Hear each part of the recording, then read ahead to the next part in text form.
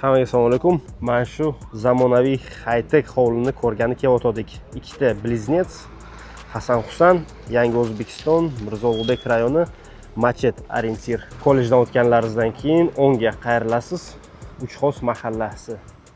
Tak, bir sotuvga mana shu high-tech tushyapti. Tak, 200 kvadrat chiqib qoladi. Yaqinda dokumentlari taqib oladi va remonti bitadi. Mana bu yerda kuxnya planirovka masalasiga keladigan bo'lsak, zal. Mana bu yerda bitta xona, родительский sanuzel, o'zini sanuzeli bilan, mana bu yerda общий sanuzel. Tak, ikkinchi qavatga ko'tarilaylikchi. Ikkinchi qavatda bitta, ikkita xona, mana bu общий sanuzel, mana bu yerda родительский spalnya o'zini sanuzeli bilan.